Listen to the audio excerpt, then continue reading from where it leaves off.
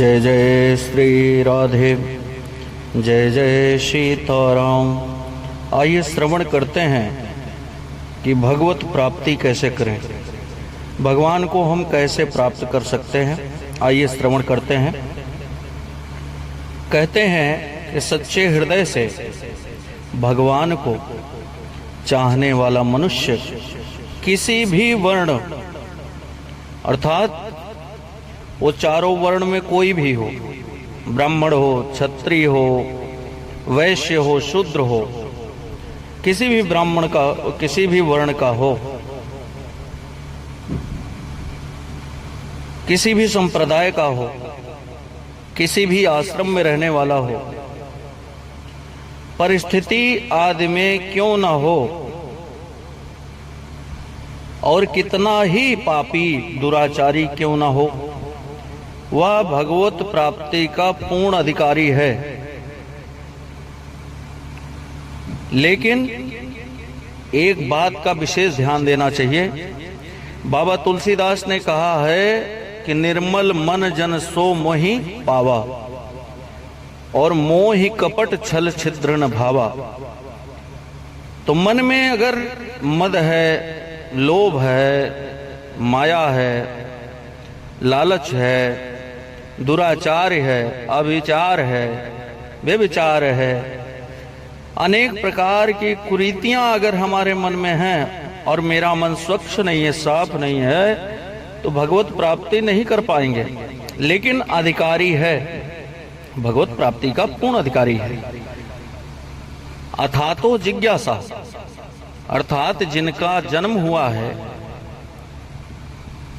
उनको भगवत प्राप्ति का, भागवत श्रवण करने का, रामचरितमानस पढ़ने का, कीर्तन करने का, जागरण करने का, हरिनाम कीर्तन संकीर्तन करने का सब अधिकार है। लेकिन निर्मलता होनी चाहिए और साधक संसार से कभी आशा न रखे, क्योंकि वह सदा नहीं रहता।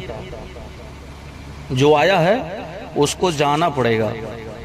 ये विशेष ध्यान देते हुए परमात्मा से कभी निराश न हो।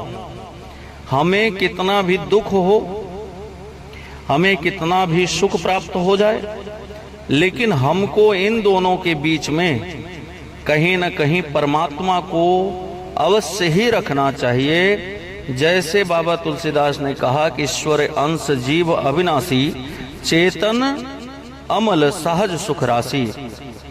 तो उस अंश रूपी ईश्वर को, परमात्मा को अपने हृदय में धारण करना चाहिए, क्योंकि उनका कभी अभाव नहीं होता है। भगवान कभी भी किसी विशेष या किसी विशेष वर्ण में या किसी संप्रदाय में नहीं होते हैं। वह सर्वज्ञ है, हर व्यापक सर्वत्र समाना, प्रेम से प्रकट होए मैं जाना। जो भगवत को प्रेम से, भाव से, श्रद्धा के साथ मानता है और निष्कपट भाव से मानता है, परमात्मा उसके बीच में सदैव सदैव रहता है। भगवान के विषय में संतोष करना और संसार के विषय में असंतोष करना महान हानिकारक है। जैसे मछली जल के बिना व्याकुल हो जाती है, ऐसे ही हम यदि भगवान के बिना व्याकुल हो जाएं तो भगवान के मिलने में देर नहीं लगेगी। जैसे रेगिस्तान में एक हिरण पानी की तलाश में वो दर दर भटकता है। जिस स्थान पर उसे भान होता है कि जल वहां पर है, जो बालू है, चमचमाती रहती है, तो दूर से जब देखता है ना, तो उसे ये लगता है कि जल वहां पर है, जल की प्रतीति होती है। लेकिन जैसे ही वहां जाता है वह जल गायब हो जाता है, वो भाव गायब हो जाता है। पुनः जहां पर पहले रहता है वहां जब देखता है तो फिर से उसको यही भाव होता है कि यहाँ जल है। वहां दौड़ कर जाता है तो वहां भी जल समाप्त हो जाता है। ऐसे ही भगवान के बिना व्याकुल हो जाएं तो भगवान के मिलने में देर नहीं लगती है, क्योंकि भगवान प्रेम के प्यासे हैं, भगवान प्रेम के आधारभूत हैं।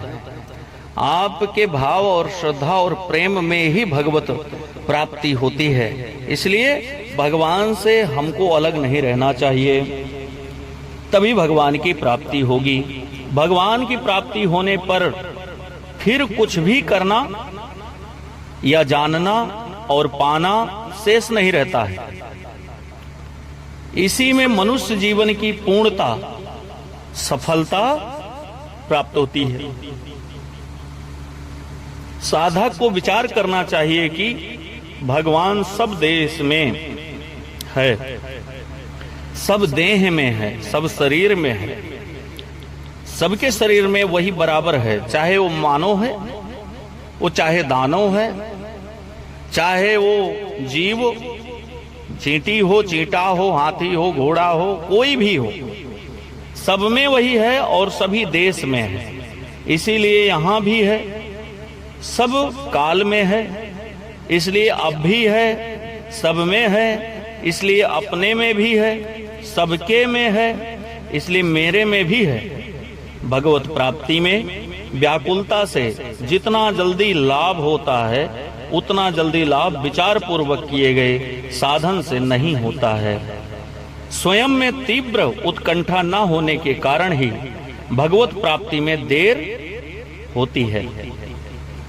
अगर स्वयं में तीव्र उत्कंठा ना हो, व्याकुलता ना हो, स्थिरता ना हो, सहज ना हो, आप सरल ना हो, आपके बीच में सत्संग ना हो, संतों के बीच में आप बैठते ना हो, सज्जनों के बीच में आप बैठे ना हो, तो स्वयं में तीव्रता, उत्कंठा, व्याकुलता, प्यास, प्रेम होने के कारण ही भगवत प्राप्ति हो सकती है, अन्यथा भगवत प्राप्ति में देर हो रही है।